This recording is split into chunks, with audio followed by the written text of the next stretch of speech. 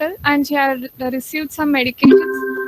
It didn't relieve, and in the August she got tested for RFT, and it was deranged. So the doctor referred this patient to our Kamineni hospital.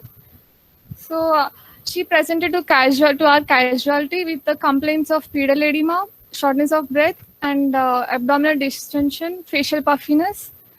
And after we did some tests, her RFT was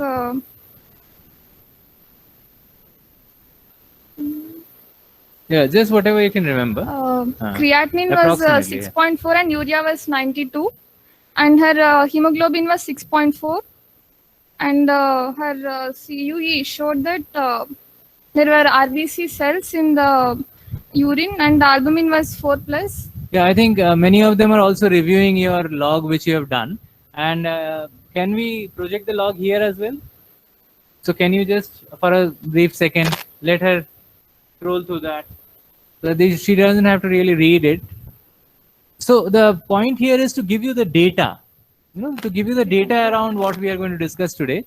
So what is the data in summary telling us? So can one of you summarize the data of this patient from whatever you would have understood?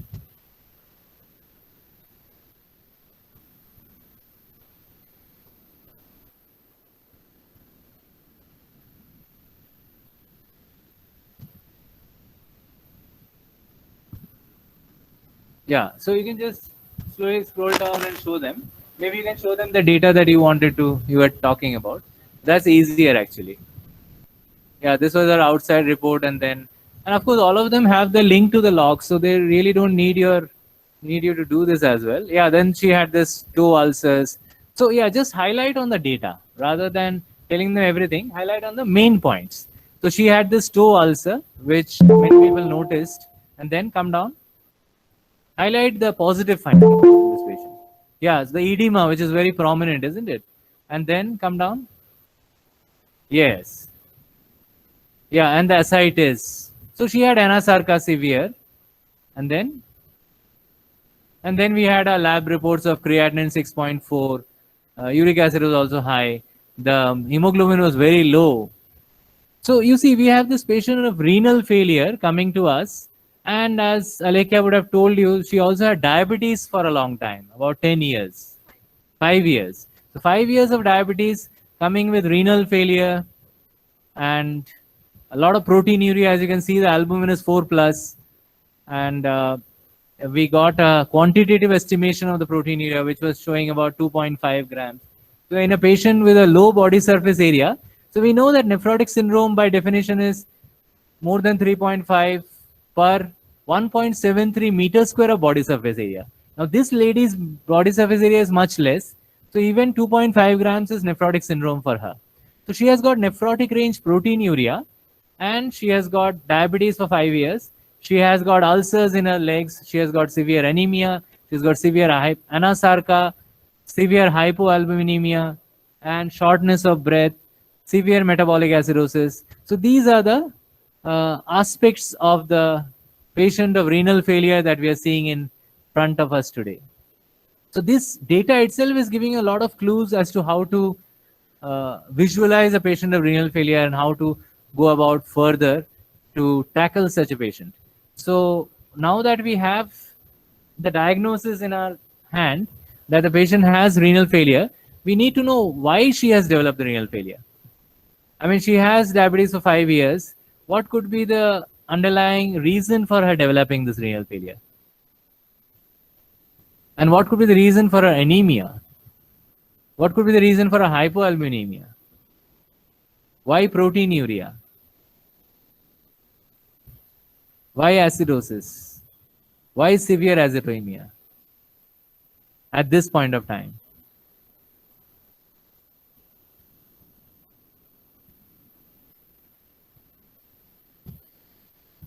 So many of the students have actually, written about it. So would one of them like to share with us? Yeah, let's go to that.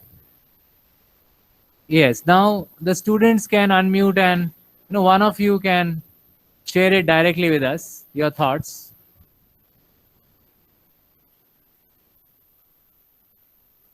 Are the students able to do it? Maybe the students who had actually written it can also share their thoughts.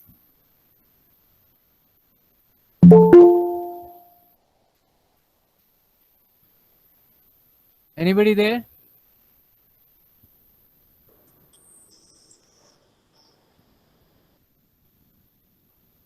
None of the students?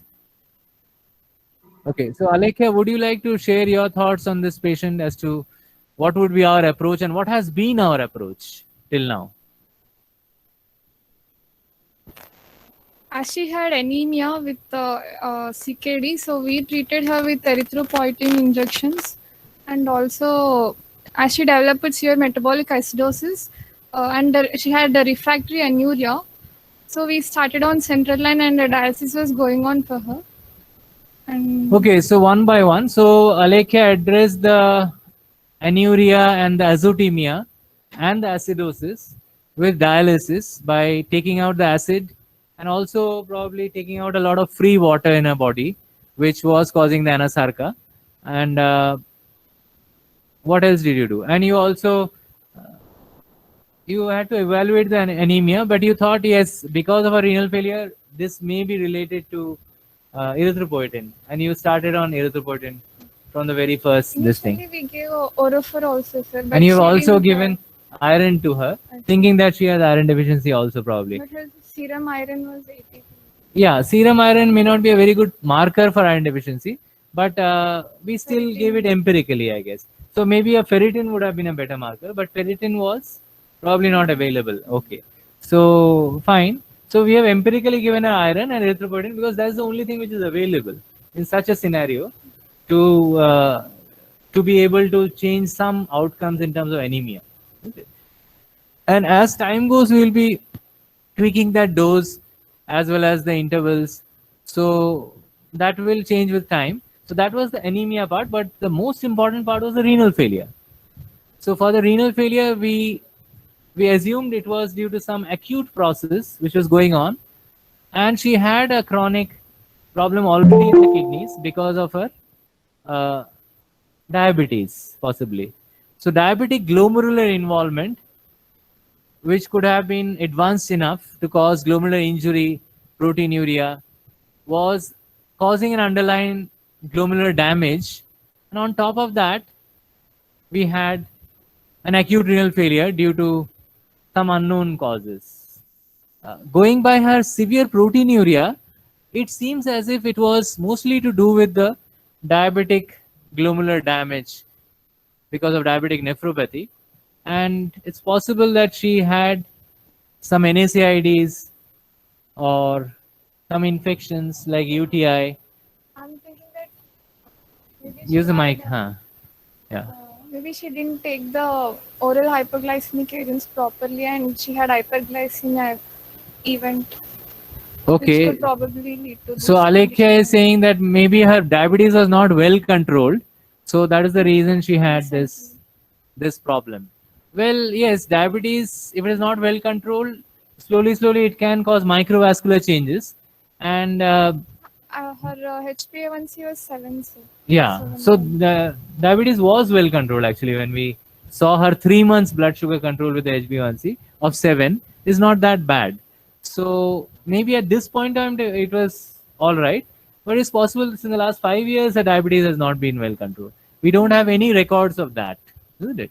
So it is possible that her diabetes has not been as well controlled as other people, which could have led to this faster glomerular damage, faster onset of microvascular injury in her kidneys, as well as there are some injury changes in her legs as well, in the sole. As you can see, there's an ulcer there, which she has presented. So there is evidence of a lot of microvascular affection in her body, which is manifesting in the form of the skin ulcer, is manifesting in the form of the glomerular injury, and she of course must have had neuropathy because of which she developed this ulceration in her foot, and retinopathy as well, isn't it? The fundus pictures you could not show us, but these are the microvascular areas that we are looking at in this patient. Other than this, she could have microvascular affection in the myocardium as well. So myocardial microvascular affection can actually cause heart failure in such patients of diabetes, and that heart failure can also lead to contribute to the anasarca that we are seeing here. So it is a real patient with its added complexities. But you see, if you can break up the complexity, if you can break up the patient's data into simpler parts, it is easier to understand. And it is very important for all of you to be able to break it up, because that is what will decide your future competency as physicians as to how to handle such patients who have multiple problems. So this is what we did in short for the patient. Now, something about the types of renal failure. So what kind of a renal failure was this, do you think? Can anyone tell us as to what? But I don't think you can do that. But anyway, their faces are visible. They will be. So Alekia was suggesting that you cover the names so that they can answer, but the faces are visible anyway. So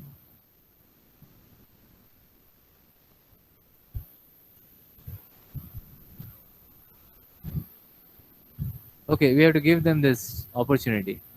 But I'm not able to see all of you. I'm just seeing some of you. Or is it going to change? Achha, it is going to change. Good. Yeah, names are not visible. That would be nice to see the name. Okay, yeah.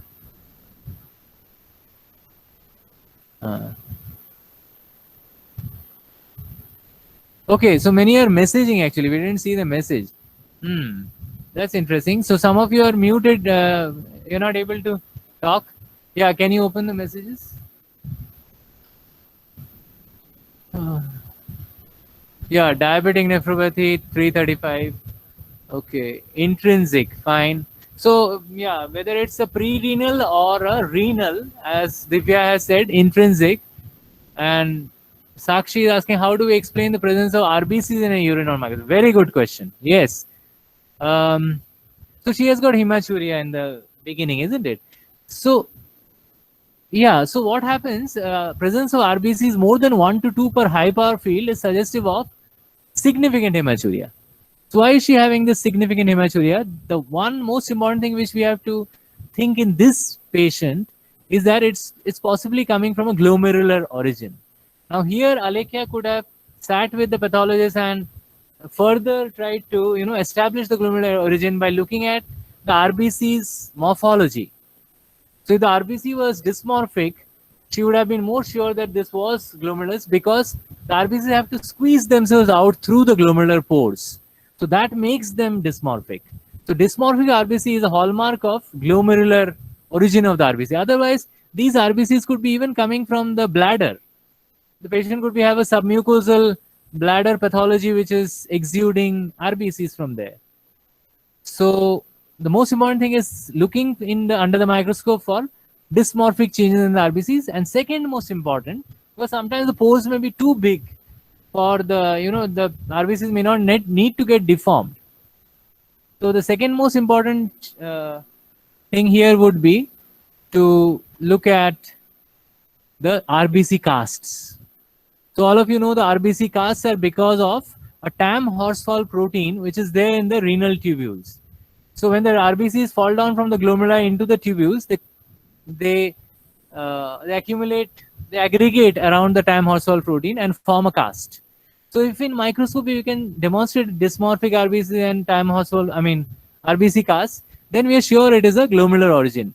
But here we will have to assume that it is glomerular because we have not had that microscopy report, and we have 4+ proteinuria. So in a proteinuric lady who has glomerular injury, this hematuria would be because of glomerular injury itself. So we'll have to attribute this to glomerular injury. So that means, this means here, very interesting.